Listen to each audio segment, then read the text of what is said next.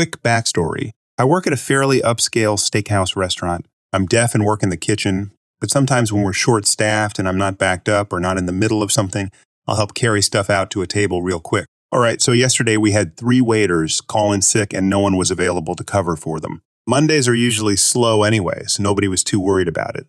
Until a huge party came in without reservations. It was 6 adults and 7 kids for one of the kids' birthdays. Again, this is a nice steakhouse. Usually, we get a lot of business types or date night couples, not children's birthday parties. The order comes in and everyone at the table gets steak. Even the kids, and every kid got it well done. Whatever. We throw it all together and I help the waitress carry it out, since no one else is free to help her. Cast is me, coworker waitress, entitled mom, entitled child, and the dumb manager. I put the last plate I have on the table in front of who happens to be the birthday girl. I see her asking me for something, so I do the universal gesture for being deaf and hurry off to let the waitress know they needed something at the table, before going back to the kitchen. I do read lips and speak, but I don't go there with customers at work. Way easier if I just go find someone else to help them out instead. Usually, it isn't a problem. Not 10 minutes later, my coworker, the waitress, is tapping on my shoulder trying to warn me ahead of time that the entitled mother had asked for the manager to complain that I had refused to get her daughter something when the entitled child asked me for it. I later found out that my coworker had tried to explain to them I was deaf in an attempt to save me from their wrath, but apparently the child didn't know what that meant and got upset when it was explained to her. So they went from being pissed I ignored them to traumatized that I exist, I guess. The dumb manager comes barreling into the kitchen, talking faster than I can keep track of, and drags me back out to this table. The entitled child is crying with his entitled mother, patting her back and kicking all over her, as if her dog died while they were at the restaurant. The mother starts talking angrily to the manager. I still have no idea what exactly they were saying, but there were a lot of angry gestures, nasty faces, and the kid was crying so hard that if my coworker hadn't warned me what this about, I would have thought the kid was dying or something. The manager finally turns to face me and asks me to apologize. I assume I've read her lips wrong and ask her to repeat. No, she really does want me to apologize to these people. At this point, I'm really pissed off. Me. You want me to apologize for being deaf? The dumb manager. It was upsetting to them. Say you're sorry. No way. Other tables are staring at us at this point, and I'm just not willing to go down this road. The entitled mother is talking again, but I still have no idea what she was saying at this point. She kept gesturing to her crying kid and jabbing a finger in my direction with an expression that would make Satan cringe on her face. Apologize. Now. That's not going to happen. The manager is red-faced and looks like she might blow her top at any second. But there was no way I was apologizing to these people. If they had asked me to apologize for ignoring them or whatever, sure, who cares? But I'm not sorry I can't hear. Actually, I'm pretty thankful at this point. The entitled mother was getting a lot of dirty and annoyed looks, so I guess she wasn't sounding pleasant. I'm fed up with it, so I just head back to the kitchen before they can try to say anything else to me. I guess there was some heated conversation going on behind me. I look back there before ducking into the kitchen, and the entitled mother was standing up, possibly screaming in the manager's face. The manager ended up comping their meal and actually threatened to write me up for not apologizing to this crazy lady and her precious 8-year-old sheltered snowflake. I've had some interesting reactions from people when I have to let them know I can't hear, but this was on a whole other level. Update. The manager was fired for this, and the family has not come back. If they do and anyone recognizes them, they will be asked to leave. Also, I feel the need to explain myself a bit here. Some commenters criticized me for not verbally telling the entitled mother and child I was deaf. When I say that I can read lips and speak, I don't mean I can magically understand what people say just by looking at their mouths. If I'm talking with someone I don't normally speak to, I may need things repeated a good amount of times before I get what they're trying to say to me. Think 10 times repeating a single sentence. I didn't include this in the story, but when the manager was speaking to me, I was needing things repeated during this ordeal. I just didn't want to clutter the story with, and then I needed the manager to repeat herself 15 times before I got what she was trying to say over and over. Similarly, people who aren't used to my voice and how I speak almost always need me to repeat things or write it down. I do not sound like a hearing person. If I had verbally told these people I was deaf, there is no guarantee they would have understood me, and it is much faster for me to go get an actual server to help them than for me to stand there repeating myself. I'm not really sure how hard it is to figure out what it means when I point my ear and shake my head. This is the first time in my life that someone didn't understand that gesture. Also, final point, to those saying my grammar is too good for him to be deaf. That's like saying I'm too smart to be deaf. Being deaf does not affect my intelligence. Thank you very much.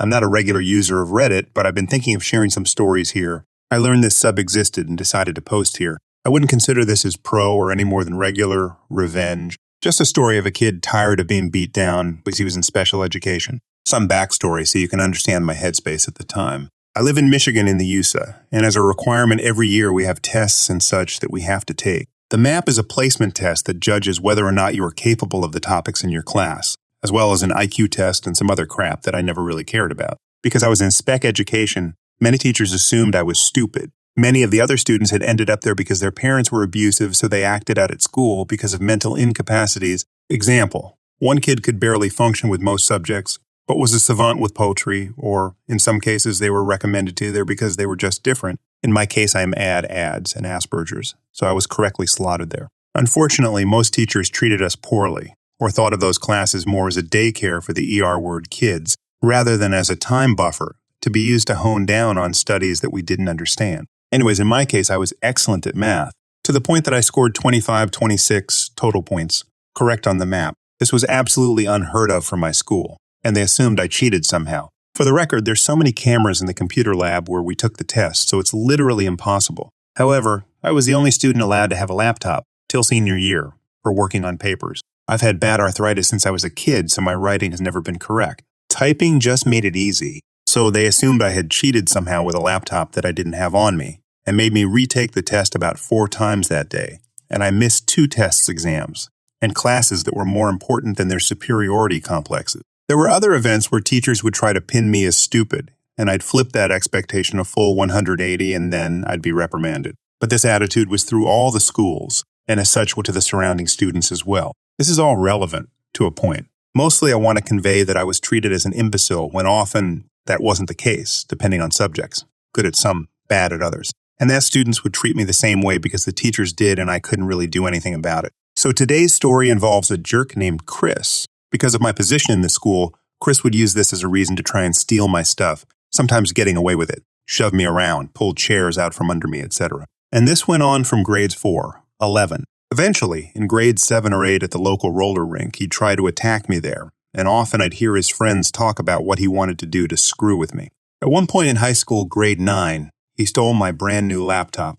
My family had never been rich or anything, at least immediate family like my parents. Grandparents were. That's another story. So a new laptop was a Pentium M business laptop from 2003. Chris stole it, and one day I had seen him heralding it as his. However, the BIOS was locked, as was Windows app, so he could never get into it in the first place. As the laptop had a tungsten carbide covered lid, I proceeded to jump into the class he was showing it off to his equally jerk-level friends, and proceeded to knock him in the skull with it. I'd figured out he stole it earlier in the week, reported it, and nothing was ever even done because, again, the teachers were complacent about me. So I took it into my own hands. The teacher was out of the room, and as far as I know, Chris never reported it, likely because then the school would have actually done something about him and his already troublesome behavior. I hope he got a concussion. This all led up to 11th grade.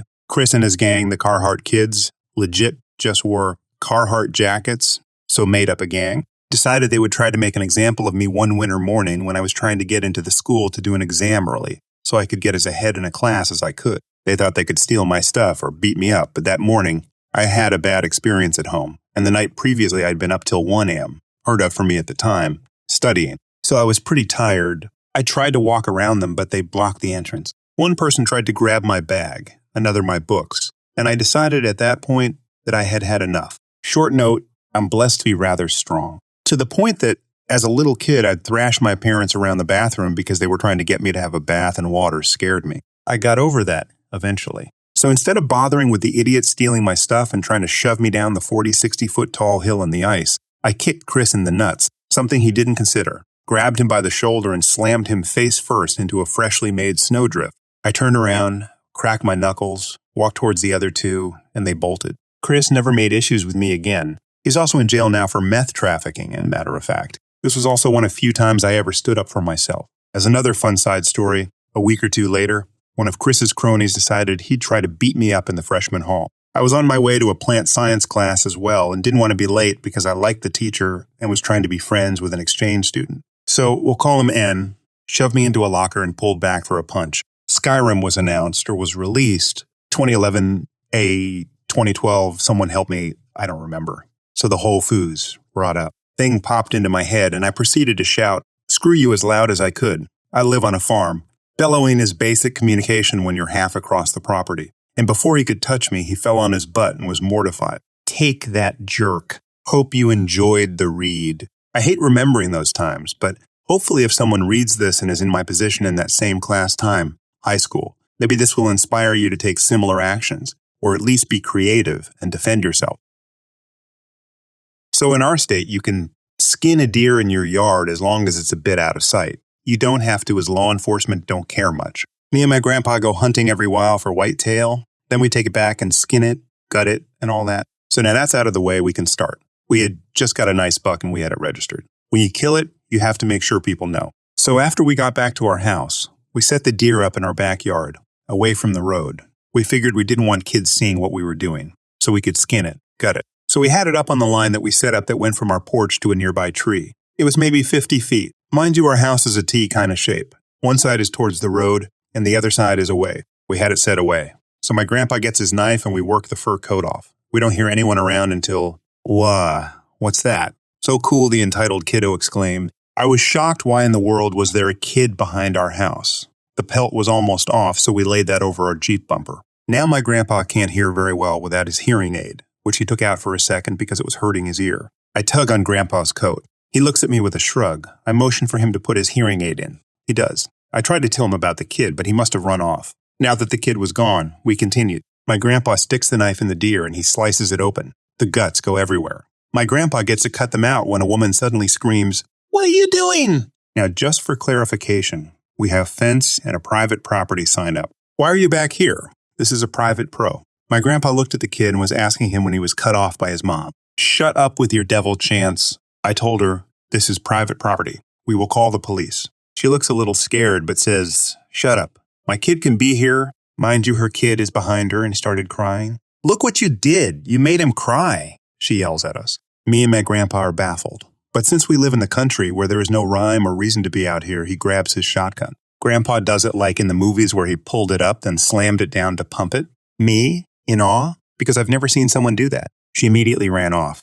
She took her kid by the arm and ran. Now, you think she would be smart enough to stay away? No, she didn't. Now we're taking the guts away and she pulls up in her minivan behind our house. Mind you, this blocks our vehicle's path out. So since this is private property, we can block her vehicle since she's trespassing. My grandpa signals to me to put some cinder blocks behind her vehicle and tires. Now she honks her horn like she just found out what a goose is and is trying to act like one. She keeps going and all the while is smiling. Since our house is a giant T, I walk around and grab some cinder blocks from the front. I sneak a peek at her vehicle. It's like a freaking clown car. She gets out first, then the dad, then their kid, and then 3 others. My grandpa noticed them getting out and stopped what he's doing. I sneak behind her vehicle once they all get out. I lay 4 down behind her tires and stack some. I also make the cinder block barrier longer, so now you have like 12 cinder blocks completely stopping her from leaving. I walk back around and go upstairs. I walk out onto the patio and down to where my grandpa is. They're all arguing. My grandpa grabs his shotgun again. They all back up and get in their vehicle.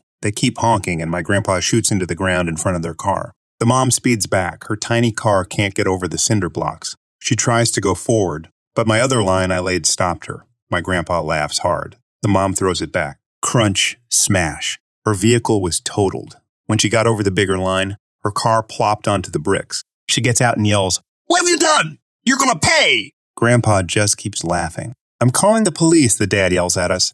He called the cops and cried while telling them what happened, but they ended up getting arrested for trespassing and harassment.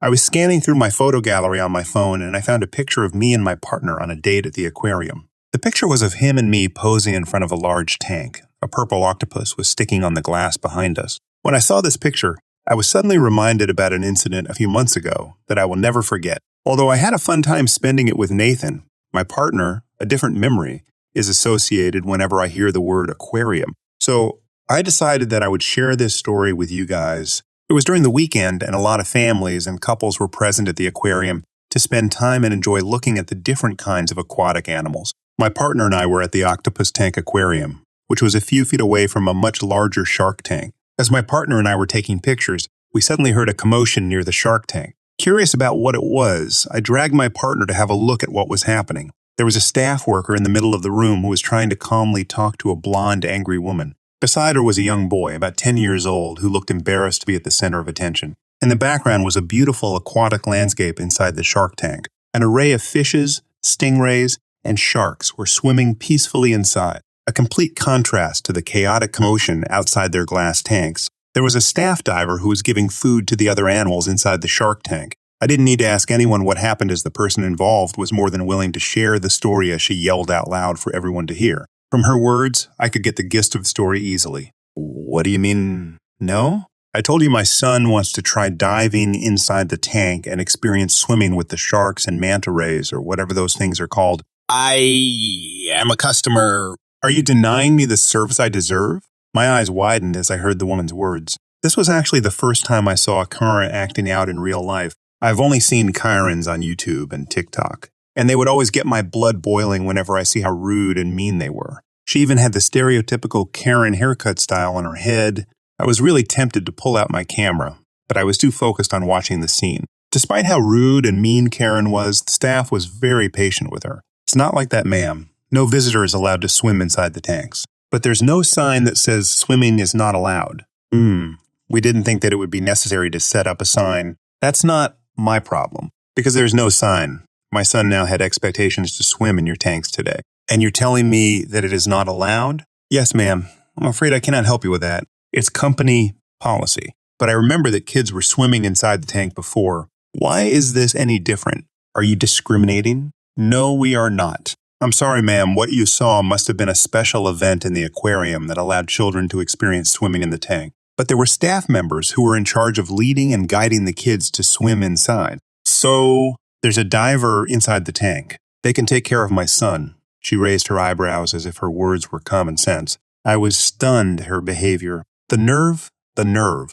My blood was boiling as I listened to her, demanding that people would go out of their way just to satisfy her. And apparently, I'm not the only one confused about how her mind works, as the staff stuttered when he replied. Like I said, ma'am, your son, or anyone that isn't a staff, is not allowed to swim inside the tank. There needs to be a protocol for that. Plus, even if the diver is inside the tank and can watch over your kid, he still needs to visit other tanks and feed the animals. Then why don't you dive in the tank and take care of my son? You work here, right? Don't tell me you can't. Is this aquarium hiring useless people? That's not how it works, ma'am. That special event was prepared and processed for weeks. Well, then prepare for it now then. Are you telling me this is how the aquarium's workers treat their visitors? I paid good money for me and my son to come here, and my son cannot have the experience we were expecting? Okay, ma'am.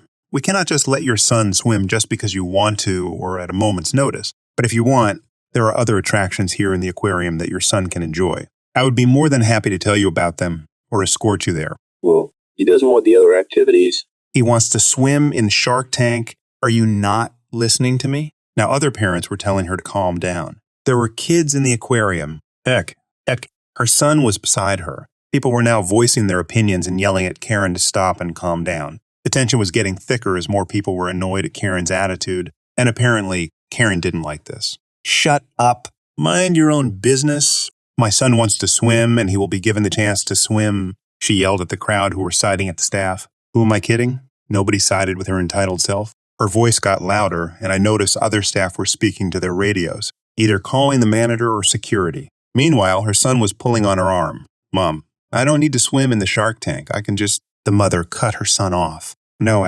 Adam, you will be allowed to swim. I will then take a picture of you swimming inside the tank with all the animals so I can show it to your dad and my friends. What? The gall of the woman? It wasn't her son who wanted to swim. It was her selfishness, so she can brag about it. The audacity made me angry. Here she was creating a scene and ruining everyone's day. Karen turned her attention to the staff. I need to speak to your manager. I know the owner of this aquarium. I can just give him a call and let them know how rude you were to me. A woman from the crowd challenged her. Oh, yeah? What's the owner's name then? This made Karen pause like she didn't expect anyone to question her. It's Mr. Blue. From her actions, I could tell that she was bluffing. At that time, I was sure that she chose the name Blue because it's the color of the ocean and water. It was probably the first thing that came to her mind. The staff in front of her was obviously exasperated at her attitude as he told her. The owner of the aquarium is actually a female, ma'am. This made everyone laugh and snicker at her being caught lying. Karen blushed as she had been exposed and glared at everyone in the crowd, but her attention shifted to the staff again. Oh, it must have changed owners then. I thought Mr. Blue was still the owner. He never told me that the ownership had changed. Actually, ma'am, the ownership hasn't changed at all. This aquarium has been in her family for generations. There was never a change of ownership. Stop lying. Your manager would hear of this. That his staff member is lying? Here, my manager is a woman, ma'am. Karen must have busted a nerve from the humiliation she was getting. But the worker didn't do anything wrong at all. He was just telling her the truth. However, seeing that the situation wasn't going her way, Karen was going out of control, like a volcano erupting underwater. Screw you. You're making me look back. I'm not the villain here. You are. My son just wants to swim in the tank and you people aren't allowing it. How hard could it be? Give him that equipment for breathing and that diver inside can look after him. I'm glad that she wasn't talking to me, or else I might punch her in the throat. My patience is not as abundant as the staff who was talking to her.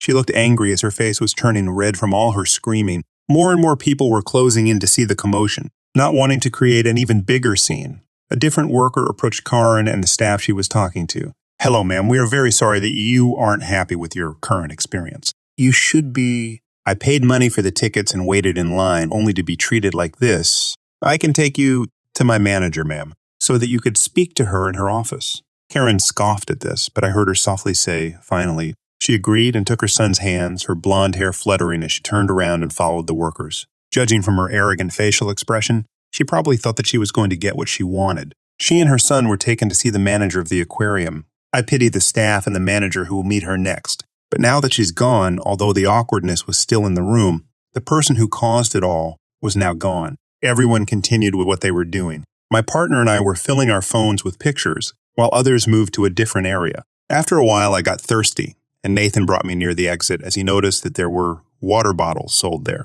As we entered the large hall, I heard a familiar screeching voice that was filled with anger. I will sue you. Mark my words. You will be hearing from my lawyer. You cannot do this to me. My jaw dropped as I watched the Karen from earlier near the shark tank getting dragged towards the exit by the security. 2 guards were holding each of her arms as she struggled to get out of them, kicking, screaming, and cursing as loud as she could. I couldn't see her son anywhere. Maybe another family member took him, or he was being taken care of by a staff member. The only thing that was on my mind that day was, what the heck had happened in the manager's office? I will get the media and the police involved in this. This is illegal. Screw all of you. This aquarium was so bad anyway. I will never come back here again. I bet this isn't the first time she said those words. The funniest thing was that as she was being escorted, the crowd clapped and cheered. Yes, clapped and cheered. There were even some individuals shouting, "Goodbye, Karen," at her. If only you could see Karen's face. It was really hilarious. This aquarium should put a "No Karen" sign on the entrance to stop people like her from entering and disturbing everyone's day. At that, my partner and I continued to have fun in the aquarium. When he drove me home, we were cracking up as we talked about that entitled woman earlier. Turns out that was also his first time meeting a Karen. I guess entitled people really are everywhere. This happened about 5 years ago. I was working part-time at an Ace Hardware. I had semi-retired the year before, so just wanted to work part-time to keep busy. I had got off of work and headed towards the local Walmart, where my wife was working to pick her up after she had finished work. I had gone into the store to pick up a few things instead of just waiting in the car. I was wearing khakis and a light blue polo with the big Ace logo on the left chest side. Also wearing black shoes. Being that I was the paint specialist, I wore different colored polos instead of the usual red one worn by Ace employees. As I was going by the hardware area headed towards the auto area, I heard, "Ace is the place which, when I look over, came from. We will call him Joe, a Wally World employee who was behind the paint desk." I knew Joe. We met a few times when I was shopping with my wife, so we knew each other. Joe was trying to help a customer of his but was having some trouble. Joe had worked in the hardware department area for around 6 months and was a real good kid who wanted to learn, and I have worked in the paint, home improvement, hardware, etc. fields for 38 years. Joe asked me politely if I could help.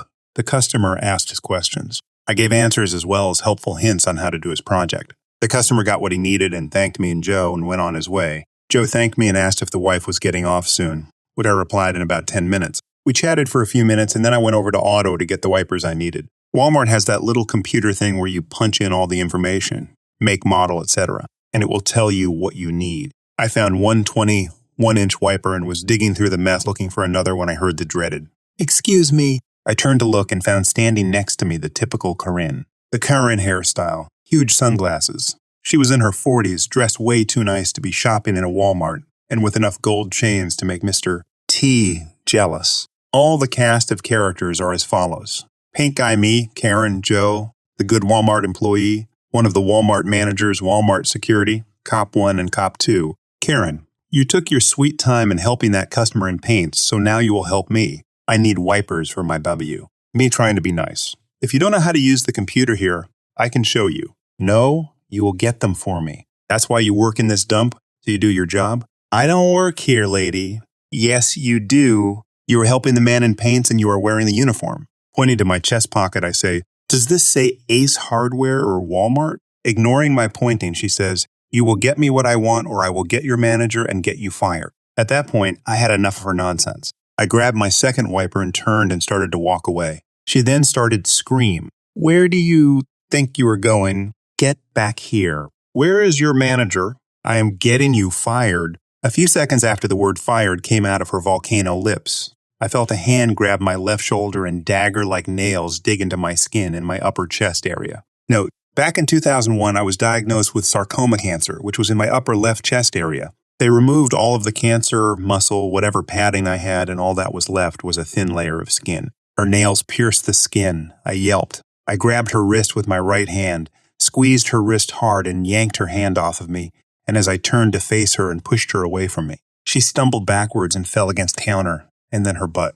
She is sitting on the floor screaming that I attacked her. At this time, Joe came around the aisle. I yelled at Joe to get a manager in security. I then opened my polo and put my right hand in to check as my chest hurt. Yep, I was bleeding. She had torn the skin. I grabbed some tissues to put in place. At that time, one of the managers in the security came running over. Manager, what's going on here? Karen, your employee attacked me. Karen was helped to her feet by the manager in the security. Which employee? Him, pointing at Joe. Karen, no. Him, pointing at me. He doesn't work here. He works for Ace Hardware as per his shirt. I want him fired. I want him arrested. I am going to sue. In the meantime, the security came over and was talking to me. I told him what happened, and I think that they should call the cops. He also called the emergency medical technicians as the tissue I was using was now blood-soaked. Karen is still screaming. Karen, I want him fired. I want him arrested. He assaulted me. He tried to do things against my will. She just kept going on and on. She was yelling down the aisle at me as well as the security guy and the one manager. The security told Joe to get me a chair as well as a bunch of towels, and also try to get a hold of my wife as well. After about 10 minutes, 2 cops came in. Cop 1 went to talk with Karen, who kept adding more crimes against her. Seems not only I beat her up, then tried to do stuff against her will and then steal her purse. Cop 2 came to talk to me. By this time, the emergency medical technicians and my wife were with me. My shirt was off and my upper chest was bloody and trails ran down my stomach and were starting to stain my khaki. The manager and security were with Karen. The emergency medical technicians and my wife were with me. The cops were in the middle of aisle talking. Cop 1 called over the security guard and asked to see security footage. The 2 went off. Karen got real quiet when security cameras were mentioned. After about 10 minutes, the emergency medical technicians are finishing up and wanted to take me to the hospital, which I declined. Cop 1 and the security guard came back and came over to me. The look on Karen's face with that smile like she won. The cops in low voices asked me if I wanted to press charges, which I said yes. They both turned and headed towards Karen, and when the one cop pulled out his cuffs, she screamed, "Arrest him, not me!" and threw her purse at Copy 1 and hit him in his face and turned and started to run. But Copy 2 did a flying tackle and took her to the floor and had her cuffed in under a minute. She was charged with assault, giving false police report, assault on a police, resisting arrest, etc., etc. I myself had to have my arm in a sling for several weeks so that it would heal. I had to wear this gooey covered gauze while it did.